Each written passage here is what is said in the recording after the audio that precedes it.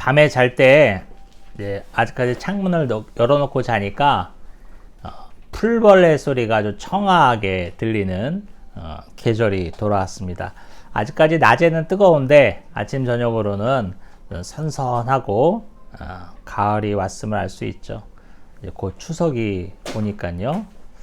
오늘 말씀은요, 학개서 2장 1절부터 3절까지, 학개서 2장 1절부터 3절까지 짧으니까 우리 한 목소리로 같이 읽어볼까요? 시작. 일곱째 달 곧 그 달 21일에 여호와의 말씀이 선지자 학개에게 임하니라. 이르시되 너는 스알디엘의 아들 유다 총독 스룹바벨과 여호사닥의 아들 대제사장 여호수아와 남은 백성에게 말하여 이르라. 너희 가운데 남아있는 자 중에서 이 성전의 이전 영광을 본 자가 누구냐? 이제 이것이 너에게 어떻게 보이느냐? 이것이 너희 눈에 보잘것없지 아니하냐? 아멘. 네. 1절을 보니까 일곱째 달 21일이라고 명시가 되어 있는데요. 공교롭게도 여러분, 열왕기상 8장을 보면 솔로몬이 성전을 다 짓고 헌당한 달이 7월이에요. 유대 달력을 말하는 거죠. 공교로운 게 아닐 수 있죠. 여러분, 제가 지금 공교롭다는 표현을 했는데 하나님의 섭리하심일 수 있습니다. 그리고 7월 21일은 이스라엘이 종교적으로 매우 중요한 날이에요. 왜냐하면 7월 15일부터 8일 동안 진행되는 초막절, 즉 장막절이라는 유대의 엄청난 절기가 있는 시기입니다. 그래서 20일이라고 했으니까 15일부터 시작해서 벌써 그 초막절, 장막절이 7일째 이어지는 그 명절 가운데 오늘 하나님의 말씀이 학개에게 임했습니다. 중요한 거죠. 여러분, 초막절이라는 것은 뭐냐면 이스라엘 백성들이 출애굽한 후에 광야 생활을 할 때 다들 초막에서 살았잖아요. 천막 치고 살았다고요. 그래서 그게 그 초막이에요. 천막이에요. 예. 그러면 이 초막절을 지킴으로써 어떻게 이들이 기념하냐면, 우리 선조들이 애굽 땅에서 종살이 했는데 하나님께서 출애굽시킴으로 우리가 광야 생활을 거쳐서 이렇게 되지 않았냐 하면서 출애굽시킨 하나님의 기념하고 예배하고 감사하는 명절이 바로 초막절, 장막절입니다. 그래서 저도 그 미국에서 오래 살다 온 지인의 이야기를 들으니까 지금도 유대인들은 초막절이 되면 자기네 집 마당에 텐트를 쳐놓고 아이들과 함께 거기서 이제 일부러 야영을 하는 거예요. 아이들은 놀이처럼 여길지 모르겠지만 야영을 하면서 이제 가르치는 거죠. 유대인들 얘기가 지금 하나님께서 우리 백성을 출애굽시키시고 우리 선조들이 40일 동안 이렇게 천막을 치고 광야에서 40년이죠. 40년 동안 이렇게 천막을 치고 살았다. 그 하나님이 지금 너와 우리 가정을 함께 지키고 계신다라는 것을 자연스럽게 신앙 교육으로 이어지면서 지금도 이렇게 하고 있다고 하네요. 자, 그렇게 바로 이제 초막절, 장막절이니까 얼마나 많은 사람들이 지금 예루살렘에 모였겠어요. 학개 선지자에게 하나님의 말씀이 임한 이때에 하나님은 왜 명절을 택하셨을까? 많은 사람들이 모였을 때 하나님이 특별히 선포하실 메시지가 있다는 거죠. 자, 2절을 보니까 하나님의 말씀을 받은 학개 선지자가 말씀을 전해야 할 대상들이 언급되는데 이 대상들은 제가 1장을 설명할 때 우리가 꼭 기억하라고 했던 인물들이 나옵니다. 누구 나옵니까? 스알디엘의 아들 유다 총독 스룹바벨.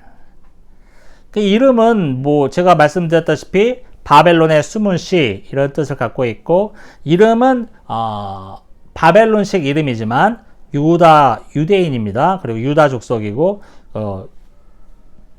부임을 받아서 유다 지역을 다스리고 있는 총독이에요. 그 다음에 대제사장 여호수아. 남은 백성들에게 말하여 이르라 나왔어요. 여기서 남은 백성, 제가 지난 시간에도 언급됐지만 구약의 선지서를 관통하는 대주제, 남은 자 사상을 담고 있는 남은 백성입니다.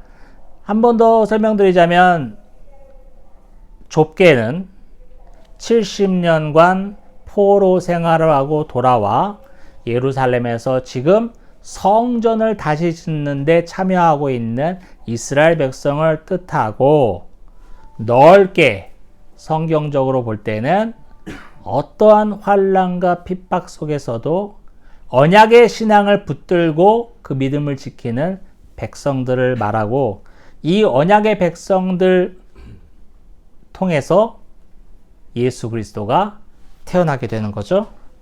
그런 남은 백성들에게 말하라 이렇게 나와 있습니다. 그러면 유대인들의 엄청난 명절에 사람들이 잔뜩 모였는데 하나님은 이들에게 무슨 말씀을 하실까? 그게 3절에 나와 있는데요. 3절을 같이 한번 읽겠습니다. 시작. 너희 가운데 남아있는 자 중에서 이 성전의 이전 영광을 본 자가 누구냐?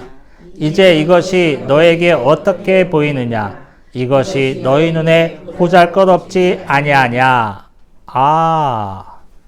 하나님의 말씀 학계 선지자를 통해서 증거되는데 뭐라고 나오냐면, 여기서 이 성전의 이전 영광을 본 자가 누구냐? 지금 제가 말씀드렸다시피 바벨론에 끌려갔는데 70년 동안 제국이 바뀌어서 바사 제국에서 포로 생활을 하던 이스라엘 백성들이 바사왕 고레스의 칙령으로 예루살렘으로 돌아오게 되고, 고레스 칙령 가운데는 예루살렘 귀환뿐만 아니라 너희 하나님의 성전을 다시 지으라, 모든 경비는 왕실에서 낸다라는 고레스의 칙령으로 성전이 지어지고 있었잖아요. 잘 지어지고 있었는데 사마리아 사람들과 그 밖에 많은 방해 세력을 통해서 성전 건축이 15년간 멈춰졌다고 말씀드렸습니다. 이 멈춰진 성전 건축을 다시 시작하게 하려고 하나님이 세우신 선지자가 바로 학계 선지자라고 말씀드렸죠. 그러면 이제 성전이 다 무너진 거를 다시 짓기 시작. 어떠한 사정으로 15년 동안 건축이 멈춰졌어요. 여러분, 우리가 일반적으로 집 질 때를 생각해 보세요. 집 질 때 그 집주인이 돈을 따박따박 대고 건축이 빨리빨리 딱딱딱 진행되면 좋은데, 우리가 동네에서 지나다니 보면은 아주 흐지부지하고 또 건축이 멈추는 그런 공사도 있어요. 그럼 왜 그러지? 집주인이 돈을 제대로 안 내는 거야. 그러니까 업자들이 그냥 스탑하는 거죠. 그리고 15년 동안 방치됐다고 생각해 보세요. 그 몰골이 어떻겠어요? 아주 처참하지.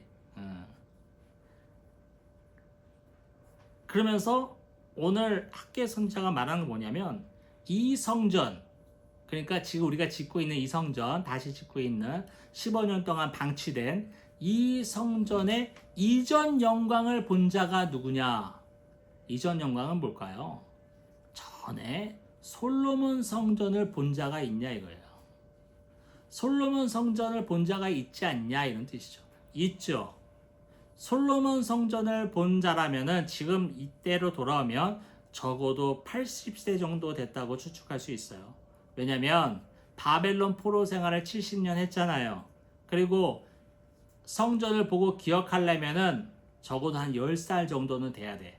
그러니까 10살 플러스 포로 생활 70년 하면 솔로몬 성전의 이전 영광을 본 자는 적어도 80세 이상의 노인들을 대상으로 지금 얘기하고 있는 거예요.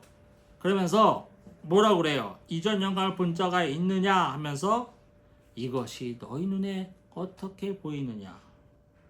보잘것없이 보이지 않냐 이거예요. 여러분 우리가 아는 것처럼 솔로몬 성전은 다윗 왕의 엄청난 권력과 재력을 바탕으로 그 아들인 솔로몬이 지었죠. 그래서 당시 어마어마한 건축물이었습니다.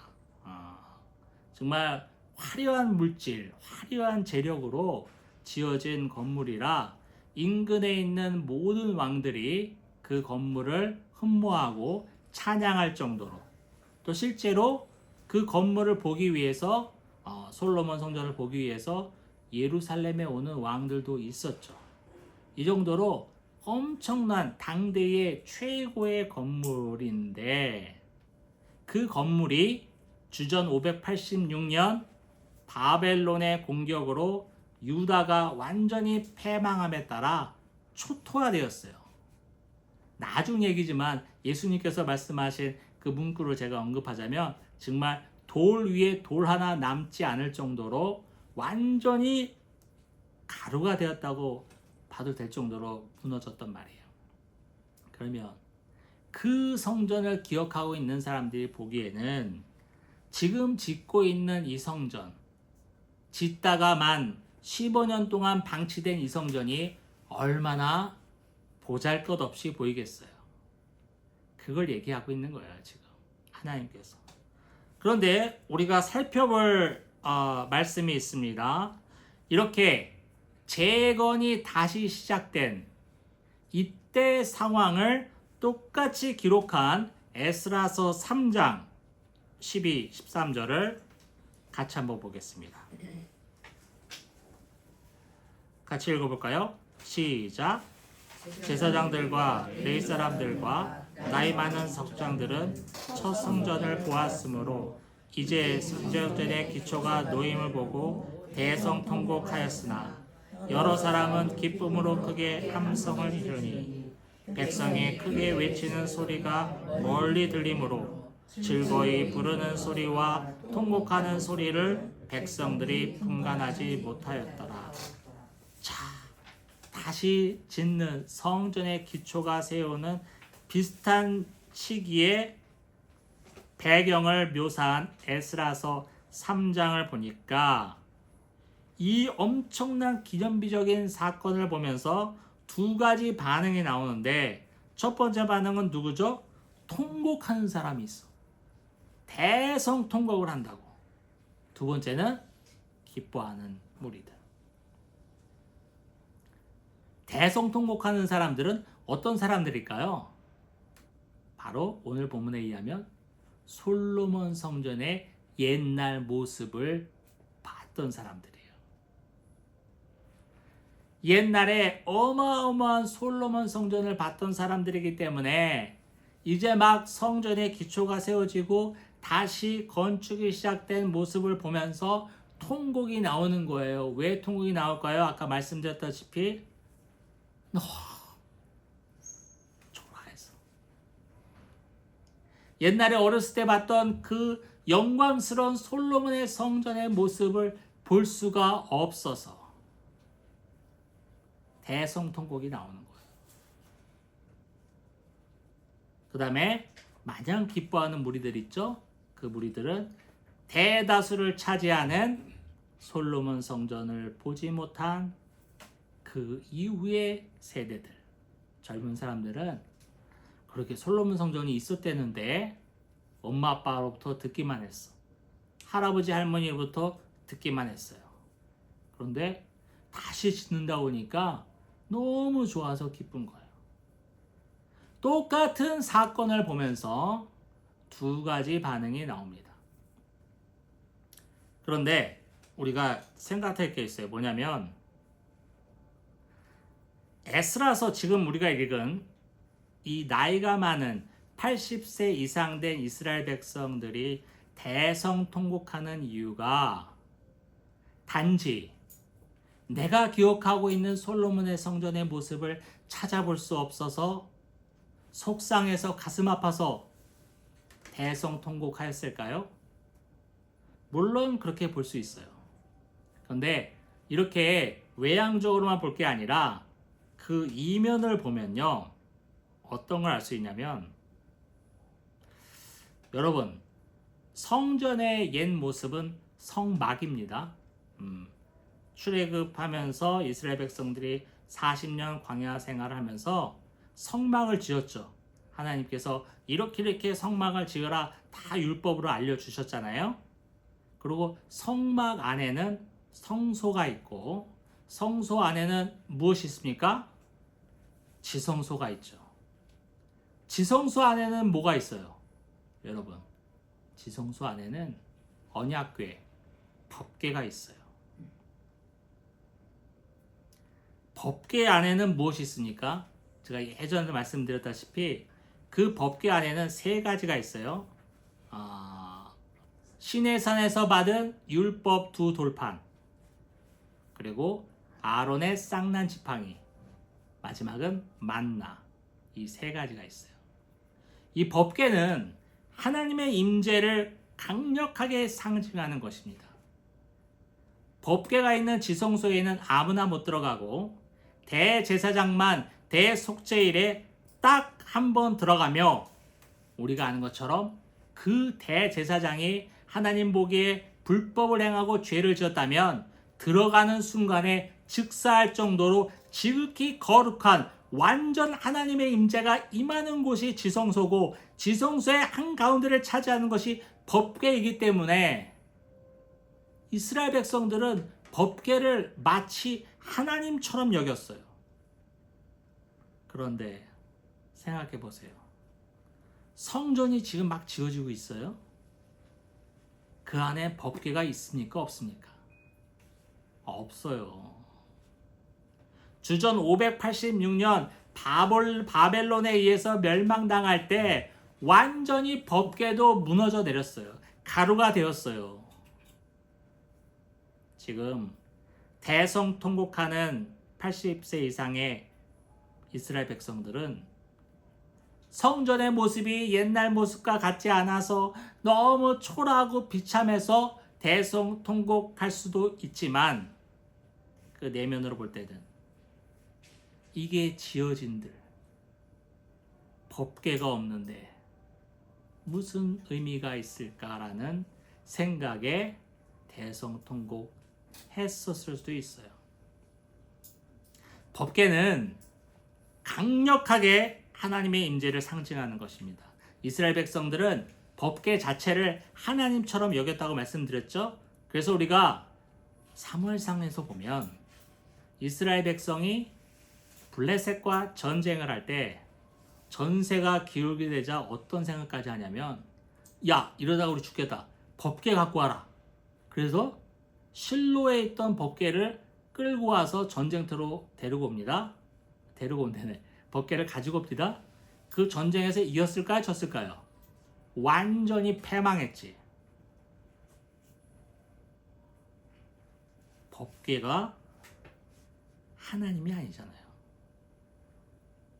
법궤만 있으면 이스라엘 백성들은 승리할 것이라고 생각했어요. 법궤가 하나님인 것처럼 여겼기 때문에. 우리에게 시사하는 바가 큽니다. 이런 주술적인 믿음이 우리 안에 많이 자리하고 있어요. 제가 예전에 그 신방을 간 적이 있었는데, 그 집에 딱 들어가니까 현관에 아주 오래된, 딱 봐도 내공이 느껴지는, 가죽이 다 헐었어, 오래된 큰 성경책이 현관에 딱 있는 거예요. 그래서 아니, 이거 성경책을 현관에 갖다 놓고 그래요? 그랬더니 막, 아유, 성경책이 그래도 하나님의 말씀이 딱 버티고 있어야 나쁜 것들이 못 들어오죠. 이러는. 내가 뭐 그분하고 친분이 많지 않기 때문에 그냥 듣고만 왔습니다만은, 여러분, 성경책 한 트럭 갖다가 현관에 놔보십시오. 나쁜 것들이 안 들어오나. 더 잘 들어올 수 있어요. 성경책이 우리를 보호해 주는 게 아니에요. 그런 게 너무 많아. 하나님의 전능하심과 그의 신실하신 약속을 이행하는 그 신실하심이 우리를 인도하고 보호하는 거지. 너무 많아요. 우리 집에 엄청난 일이 있고 사업을 할 기로에 서 있는데 아무래도 40일 새벽기도 정도는 해야 될 것 같아. 여보, 우리 40일 새벽기도 시작합시다. 이거 주술적인 믿음이 될 수 있어요. 우리의 예배도 마찬가지입니다. 나 예배 드렸으니까 나 그래도 예배 드리는 사람이잖아. 하나님이 지켜주시지. 그 정도는 해주시지. 그런 말이 성경에 어디 있습니까? 우리의 주술적인 믿음이에요. 법궤만 갖다 놓으면 전쟁에서 승리할 것이라는 그 어리석은 이스라엘 백성의 믿음이 우리 가운데도 차고 넘칩니다.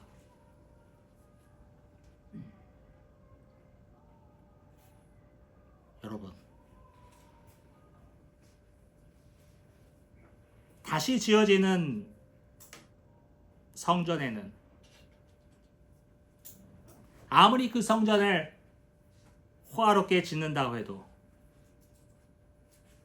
출애굽 광야 생활 때 이스라엘 백성이 이동할 때마다 함께 이동하던 그 법궤는 더 이상 없습니다. 그렇다고 하나님의 성전이 안 되는 것일까요? 그건 아니죠.